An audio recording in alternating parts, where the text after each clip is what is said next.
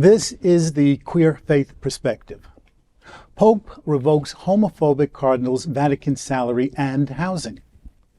Pope Francis has revoked retired Cardinal Raymond Burke's salary and his right to a subsidized apartment in the Vatican. The staunchly anti-gay, anti-LGBTQ plus Burke has been one of the most vocal critics of the Pope's outreach to the queer community and other liberal moves. Francis told a meeting of the heads of Vatican offices that he was moving against Burke because he was a source of, and I'm quoting, disunity in the church. Most recently, Burke was one of the 5 retired cardinals who submitted questions to the Pope on his stances on a variety of issues, including marriage equality and same-sex unions, women in the priesthood, and who is the ultimate worldly authority of the Church. Francis responded by indicating he would be open to some form of blessing for same-sex unions, although he said they should not be considered marriages. Burke's anti-LGBTQ plus views are in keeping with church doctrine that gay sex is a sin and that gender is fixed at birth. But he has often been more hostile to the LGBTQ plus community than other Catholic leaders. This is Pope Francis's second recent action against a major critic. This month, he removed Bishop Joseph Strickland as head of the diocese of Tyler, Texas. Strickland had accused Francis of undermining the faith through his tentatively liberal moves, including welcoming attitude toward LGBTQ plus people. I thought that was settled canon, that the Pope was the head of their church. I didn't realize that there was some conversation about who should be in charge. They gave him the white hand. The white smoke comes out and you're in charge. Yeah, so if someone comes and challenges that kind of authority, what is any leader going to do? Yeah. The leader is going to remove that person and say why he or she removed that person, because that person is not in unity with what the organization is about. One of the things that I'm always amazed about with the church, Catholic Church specifically, is that it moves so slowly.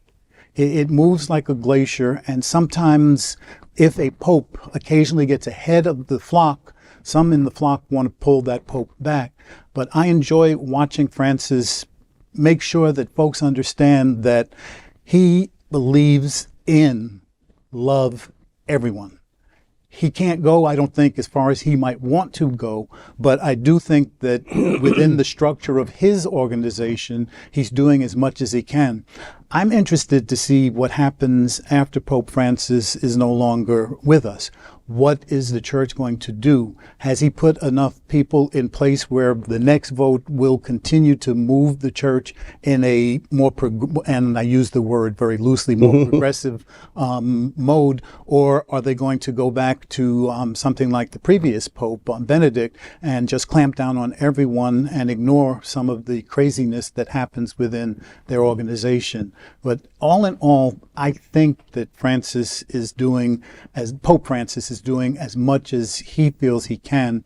And when somebody gets really crazy, he goes, oh, no. Yeah. That's not working. You're going to you're retired, and now go home. Yeah. Your home that you're going to pay for. Yeah. Who's in charge? I can show you better than I can tell you. Yeah, go home. That's who's in charge. The thing about this, there's 2 things that jump out at me, is that the resistance to well-documented, I mean, going back to the 30s and 40s even, well-documented scientific studies about gender and about sexuality. This isn't news. Like, we know that gender is a continuum. We know that sexuality is innate. It's not chosen. We know that it can be expressed in many ways than just 2 or 3. We know there's more than just 2 gender expressions. We know this is settled. No, this is not controversy in any academic setting or any scientific setting. But this is the same organization that didn't really appreciate Galileo for a long time. So they respond slowly to new information. And so this is a long established habit for them. The other thing that I noticed is that the two people who got in trouble were Americans. Yes, yes, yes. That they presented what has become typical American attitudes. And in that case, the church was able to do something. It's like, no, the church is universal. The church, we have certain values. We stand for certain things. And this, I want it. I'm gonna stamp my foot. I'm gonna get my way. I'm gonna punish people who I don't like. I'm gonna try to erase people I don't like. That is American right now, and that he stood up to American bullying, but did it within his own structure, which is not beyond bullying also. But it's that's the thing, is that it seems like they're slow to respond to science if science disturbs dogma, and then the people who acted out so badly that they had to be dealt with were both American. Yeah. And what I also love about this Pope is that he is a liberationist theologian. He came out of that movement. He came out of the Latin American liberation theology movement. And when he was elected, I was actually very glad to see the church moving in that direction. And it takes a while, like you said, it's in glacial speed. But we are seeing the church move more towards love, move more towards affirming of all people, of all created people, of all loving people. And that is something that I feel, will be looked back in history as like, oh wow, the church was actually moving quite quickly, but we're seeing it from the perspective of the now. Yes. And we wish it was so closer to where we're at today, right? But they're not, and it's understandable since they have almost 1.9 billion people last I count, or something around there. So or 1.2 billion, I think.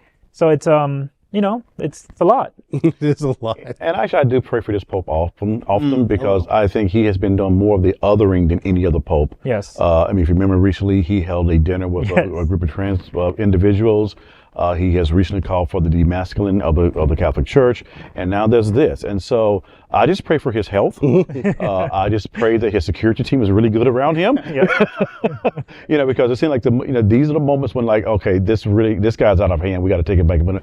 But I just really appreciate his efforts for what he can do within his authority, within his power, to really kind of move that glacier a little further down. If there's global warming going on, may this be a global warming effect on the Catholic Church. Amen to that. Oh, I like that. What always amuses me is, because you ever see them together in conclave or whatever during masses or conferences, you see this sea of supposedly celibate men in high drag pontificating about gender roles. Hello.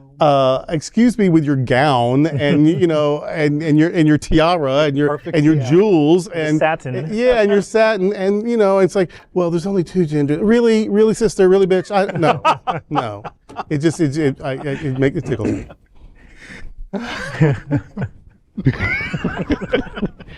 Next up, we are excited to tell you about our next adventure with our global fellowship. In 2024, we'll be going to where the hills are alive as we explore Austria and Alpine Europe for Gay Oktoberfest. Space is limited, extremely limited, so make sure to go to happeningout.travel/sunshine to reserve your space now.